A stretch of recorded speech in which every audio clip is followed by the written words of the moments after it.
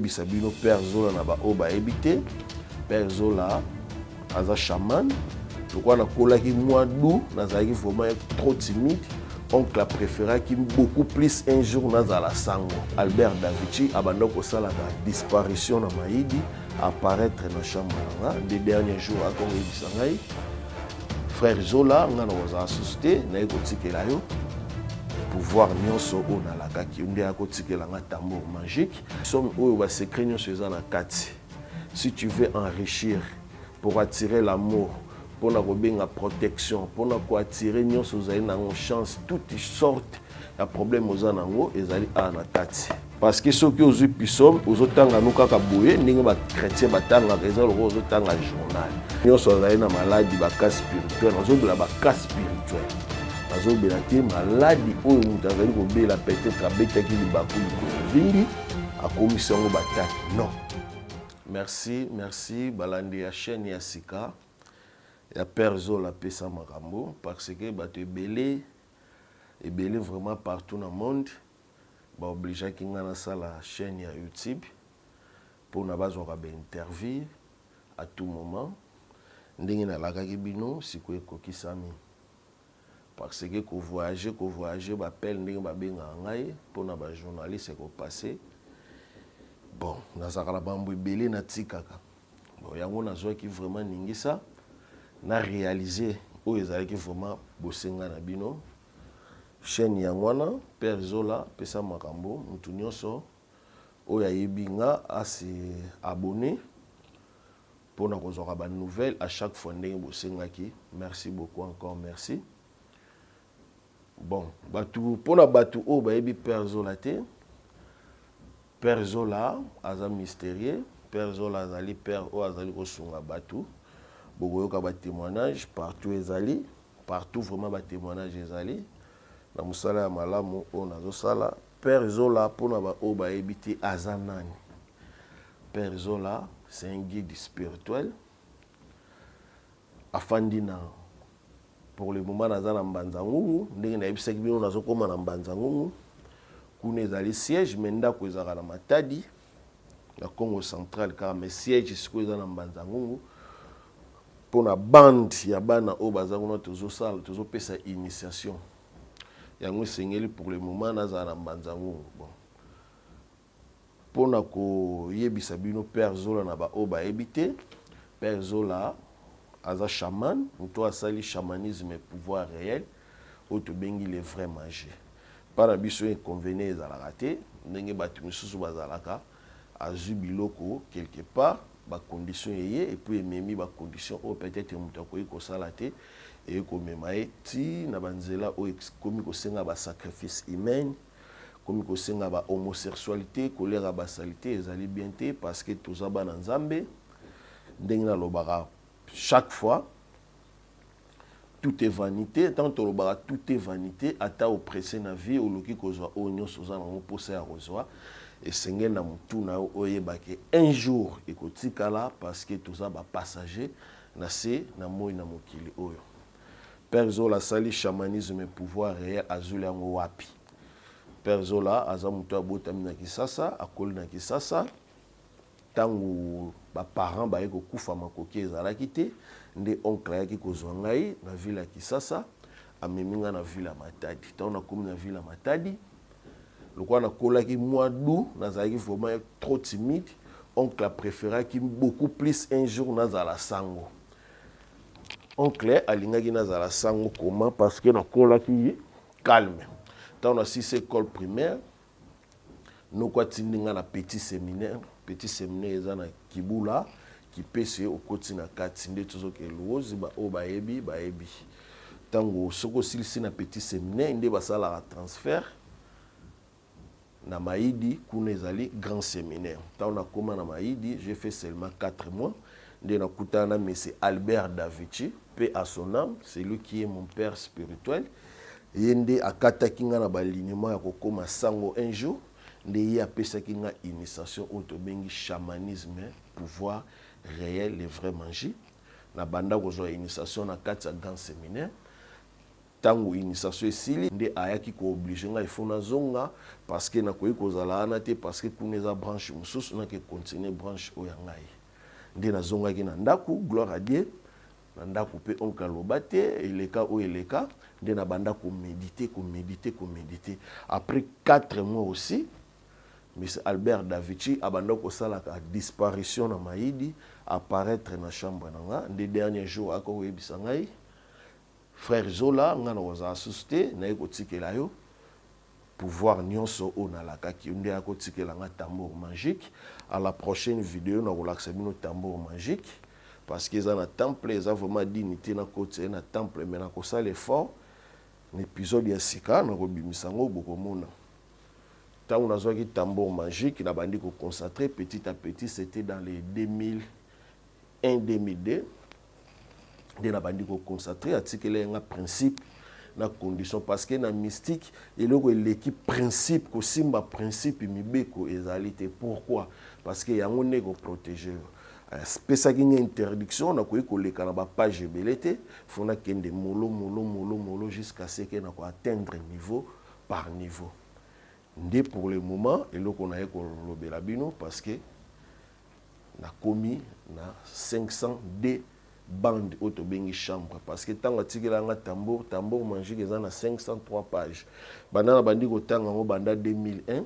jusqu'à aujourd'hui c'est à peine na komi na chambre 500D nde kuna ezopesa ningisa ya makambo nyonso oyo nazali kosala ko former bana parce que bana pe fo bazwa ba relève so na sisi na mbanzango nazo précéder kisasa tina ko banda ko mata ti ko panzana na monde problème na ye lelo liboso na bino la fois passée na ba chaîne on a leka ki baebi na pesa ki passage moko ezalaki biblique na psaume parce que chez nous tu utilises kaka les psaumes pana biso les psaumes nde yango ezali base na kati ya psaume oyo ba secret nyonso eza na kati si tu veux enrichir pour attirer l'amour pour na kobenga protection pour na ko attirer nyonso ezali na chance toutes sortes ya problème oza nango ezali a na kati même na christianisme na ba bible o batanga ka psaume ezali mais sauf que etangeli eza différent so na bi etangeli eza différent cela veut dire ba pratique ya kotangela ngo eza différent parce que soki ozu psaume ozotanga no kaka boye ndenge ba chrétien batanga eza loko ozotanga journal parce que chaque page to prière eza na kati eza na forme eza na procédure et puis eza na pratique batangela ngo peut et se manifester na besoin oyo muto azali na yango la fois passée na ba chaîne on a leka ki na pesa ki page psaume 70 relire yango pendant 11 fois zana kopa mai mais avant tout ya kotanga yango faut lukana no mai osokoli ndenge to sokolaka parce que mai na lobaka mettre fois eza lokola ko purifier corps ya mutu corps physique ya mutu pas mental eza purification ya corps physique ya mutu parce que toko tenter expérience mutu place nyonso azali so aza salité à sokoli ayebi comment santaka na corps et c'est la même aussi faut que l'on ait un corps physique après qu'on fortifie corps mental ya mutu nde soko sisi ko sokola okozwa kopo ya mai oche to mai oza na bidon oche même ya 1 ou bien 2 litres oche oko relire psaume 70 pendant 11 fois soko silisi ozu mai wana muki omeli muki osope na nzoto ezali base nango ezali pona guérison ya toute maladie je dis bien mutu oyo azan expérience akoki ko tenter expérience na pesi sous passage oyo psaume 70 relire pendant 11 fois soko silisi ozu mai wana omeli muki ndambo sukoli na nzoto esala maka moko te mais précisément pour nous pour éviter danger il y a on appelle ça hors R 23h30 ou bien 0h juste mais même 12h même 11h ce qui urgence c'est aller au koki kotanga na yo et ça problème te mais na kotanga yango faut ça beaucoup plus concentré parce que les loko oyo exorcisme ya makasi le kaka pour na ko guérir ba maladie bato azana maladie je dis bien ba cas spirituel nyonso. Et l'obité que ceux qui peut-être ont la malaria, typhoïde, faut qu'il y ait des médecins, non, au lieu de tenter la cas spirituel. mutu o azali komona clarté na maladie banda ko bele silaka te passage ya wana mutu o azana ba difficulté ko mabota passage ya wana sauf que soki omoni que quand na ezali beaucoup plus grave vous allez me contacter plus 243 89 24 155 et puis 91 à la fin plus 243 89 24 155 91 à la fin au bengi père zola na kopesa ba forme et puis na kopesa na ba pratique mususu o peut-être okoki kosala yo moko na ndaku soki urgence ezali parce que awa eza na secret ebele na koki ko dévoiler nyonso te sauf que o ko contacter nga ne na kopesa ye ba procédure à toute fois na livre oyo par biso na temple chamanisme so tozo sala ngo tozana eloko mo to bengaka verification divine les kolobate soko zuba problème nyonso za nango ye nde okotanga ka pisom non okotanga pisom 74 parce que ba page ezebele nyonso za na ba problème nango eza na betape nango eza na ba formule nango o to salelaka mais esengeli koyeba pana biso ilegaka na purification divine contrôle spirituel o to bengi neti prenez exemple mutazo ka bien te faut à un hôpital à s'examiner c'est par là médecin ayebi akoya koyeba malade ozanango et puis akoya koyeba kiseni na okomela c'est la même forme aussi et les kaka na katia spiritualité et puis la fois passée encore on a bakisa qui pisom 117 relire 9 fois c'est la même forme ezwa mai chawana soko si chabisi côté kelaka na bureau na yo tone eza pona protection ya musala na pona ko attirer clientèle pona ba faire no kende liboso mais sauf que tant aux alliés au salaire il faut être beaucoup plus concentré. Pourquoi na lingi mingi mutaza la concentrer parce que na concentration des forces ya divinité et manifestaka et lingi ko lobate ozuka ka wa non il faut qu'on comprendre makambo aux alliés ko tangelo binini pour être et se manifester ezali mutuya passage on a pesibino pona ko teya bandimi nyonso bazali na monde parce que batulelo bakomi kolobelaka ba porte-monnaie magique ba porte-monnaie du bonheur bazali ko bossa na nyonso wana oui même na kati ya temple chamanisme ezali mais ezali na ba force autosela force de l'énergie négative et puis force de l'énergie positive na lobaka mingi esengeli mutu nde ayeba bandi o akoki kolanda parce que na positivité kune ezali bazali kotalisa biso nyonso na mystique oza nango posa esprit aza na facilité ya kopesa yango comme kosomba mais na négativité ezali ke nyonso mutu o azali nango posa be esprit bakopesa ye soki esprit apesi yo yeba esprit pe akozala na posa ya retourne nde tolobaka Satan, soi-disant, au bobengaka Satan, parce que chez nous, tobengaka ange de la lumière. So ka pesi na gauche, abomba à droite. Oui, abomba à droite. Pourquoi? Parce que yo yé kozwa ozaï nango posa na kati ya temple chamanisme, ozalaki na l'autre côté, to pesio na loi de moindre effort, na mutoke esprit nde to pesio. Esprit o aye ko pesa o yango yé pas kozala obligé ya kozongisa les retourner o azali na yango posa. En tout cas, faites beaucoup d'attention parce que nous sommes pas mal, mais ce qui peut nous faire de l'autre côté, la bande numéro plus 243 89 24 155 et puis 91 à la fin. Plus 243 89 24 155 91 à la fin. Numéro aux alawana. Kobenga kakate na ba difficulté to na problème aux anango. Kokipe kobenga pour na cause formation accéléré parce que chez nous to koki jamais ko initier mutu oyo à passer déjà une étape de sexualité de ce côté au sein déjà sexe na rapport sexuel donc ça n'a rien à voir ya ko benga ozala initier non to kopé sur des formations accélérées yo moko na ndako komo koki ko dégager ba force de l'énergie négative ko attirer ba force de l'énergie positive oyo les alliés les 19 pour toutes les nécessités ba église catholique ba ebi batanga kayango mais sauf que nazali koloba oyo nyonso nazali kolakisa ezana ba secret pona kozwa surtout oyo pour avoir la nécessité à na kati ezana ba forme o batangela ngona ba pratique o basela okoki koya temba moko bandi kotanga non faut oyekola ba forme na ba procédure o ezali ya koteka ndenge na lobaka mettre fois na tekela yango mutu nyonso te na tekela yango mutu. Il faut d'abord ko vérifier cet corps mental ya mutu na bazaka mingi na mental parce que yango ezali très efficace na vie ya mutu. Prenez exemple mutu muso ko ikozwa secret ya awa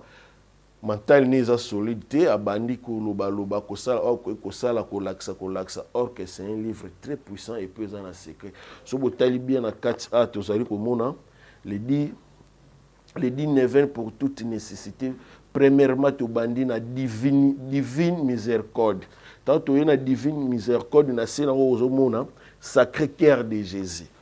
Jésus azalaki prophète ou aleki na ba passage na awa na mokili batu bayebi asala bikamusi o asala sauf que na christianisme nde balinga kokomisa nzambe or nzambe aza moko o biso to bengi nature na bandeli. Dieu il est nature, Satan o bino bo benga c'est un ange très puissant. Pana biso za na capacité ya kopesa mutu nyonso za na ngoposa mais yeba ke yepi ya koluka retourne. Mais soko toye na force de l'énergie positive kunezo lakse biso nyonso o mutaza na ngoposa azana facilité ya kozo na ko claircir batu bien pana biso porte-monnaie magique pe ezali ezana deux formes négatif na positivité. Porte-monnaie du bonheur pe ezali ezana deux forces positivité na négativité mutu nde ya kopona bandi o ya lingi na lobaka mettre fois porte-monnaie magique et bandaka na $100 et ce qui na $2500. Porte-monnaie du bonheur et bandaka na 2500 et ce qui na $25000. Mutu yo moko bisiko ozali okopona na forme nini olingi to sela na négativité to na positivité. Soko lingi na positivité na kopesa ba forme o to sela ngo c'est le même jour okozwa yango. Mais sauf que ezalaka ya contrat. Il y a libellé ezalaka te mais ezalaka renouvelable sous contrat ici. Et puis tout ça loko to bengi la distributeur de monnaie magique là ba semeni roya na bando laksabino ndambunda. La distributeur de monnaie magique na lobaka mettre fona bémission et bandaka na $100,000 et soukaka na $5 millions. À d'autres termes batu o bengaka valise magique. Ngate na pesaka ngo c'est les esprits qui donnent. Chaque contact qui n'est esprit ou à quoi même porte-monnaie du bonheur, c'est pas moi qui au boy. C'est les esprits moutaya kakotika parce que ils ont une identité na yo mutu to check contact qui n'est esprit au signer contrat ou à quoi kotika là yo. Ce qu'on lingi na forme ya négativité au kopé c'est l'autre côté au yango mais condition nyo ce ko ya après vous serez obligé de faire ça. Ce que salité au komona wane ko koma kanayo parce que ngana ozala te ngate na omona mais na positivité ezali na ba principe to na ba procédure otoko memela ozui ozali na ngoposa muto nyonso azali na maladie ba cas spirituel nazobela ba cas spirituel nazobela te maladie oyo muto azali ko bela peut-être abetaki libaku likole vimbi akomisa ngo bataki non. Le cas médecin, tout qui est dans l'hôpital, je parle au cas spirituel. Parce que le cas spirituel, tant que vous avez un problème spirituel, vous avez une solution. Au botakate avec Dieu, je dis bien, au bota. Ils ont une forme de prière, ils ont une carte, ils ont et puis tu vérifies ce corps mental, tout qui est dans le monde astral, ils ont accès à la grâce au bota. Musala na yo ekufa okozonga et puis partout aux ali même na poto vous avez un problème mukanda c'est très simple ça se fait les mêmes jours dans le baki ba ndimi na ngai pona benga ba ndimi ba frère to banane para biso to pasaka na biloko to zali ko benga témoignage tant mutu azali ko témoigner c'est plimer aussi mutu akoyi koyoka parce que passage on appelle ça qui psaume 70 c'est un frère azo ki solution na yango na ebité so beaucoup ki koyoka yepe akoki koloba na kuyo cha awa en tout cas merci na komanda mais merci na zo ki tonga corona eza ko salanga pas douleur pas en tout cas papa na prière no pesa nga ya psaume 11 fois ya kosambela psaume 70 en tout cas nakomo senti pena loboko nzoto pena nakomo senti par rapport ndenge ezalaki nakomo senti pena en tout cas merci pena merci ezanga frère Jean Robert merci pena merci nazondima pena merci nakomi pena nzoto komi bien par rapport ndenge ezalaki en tout cas merci oyo eza témoignage na loba eza pena sier po nga moko nakomo senti nzoto na nga ezongi ndenge ezalaki par rapport ndenge ezalaki liboso merci. Ok, yango oyo bato bazwaka sambla bakanisaka tokosaka neti oyo azoloba numero yango soki obendi kamera obendi okomona ke aza na kati ya Allemagne azwi guérison na ye tosengi ye mpe mbongo te parce que nzambe nde moto apesaka guérison malgré azali koremercier boye mais quand amona yebi c'est Dieu qui délai ye nde abikisaka ye nde azali solution ya baproblème nyonso. Encore une fois de plus merci na kobandela koteya na vie totambola malembe parce que toza na deux forces soki olingi ya mbangu la force de l'énergie négative azali aza na capacité ya kopesa yo mais après kopesa yo condition nyonso ekoya asime yango parce que ozwi na loi de moindre effort. La force de l'énergie positive kuna nyonso eza permis mutu akozwa akoki na ye kosomba azwi na ye mpe yango sans problème sans condition sauf chez nous toutilisaka ce qu'on appelle offrande divine. Prenez exemple, vous distributeur de monnaie magique qui a $100,000, tu seras obligé à 10% à $100,000 au tobengi $10,000 au copé sanangate au kokende la offrande divine yomoko luka batu bazana ba pasi bazana ba difficulté na hôpital na prison ba veuve ba orphelin bazali sunga entourage na yo po bazana difficulté biso tozaka juste na posa ya merci wana biso ba futaka biso te. So naza na posa mbongo naza na capacité ya kosala interpellation divine na ba ange bakoya kopesa ata nazo ba ange c'est les esprits naza na capacité ya kotinda esprit ke ezulanga oyo naza nango posa biso ba récompensaka biso récompense eza mbongo te récompense ezali so cameraman akotala mutuka bakabela enge utaki poto eza récompense okoki kosombela nga chapeau eza récompense okoki kopesa nga oyo nyonso oza nango posa eza récompense ezaka mbongo te voiture te ndako te eza kosenga te mais nazali kobandela oyo nyonso ayebi ki azozwa mokanda te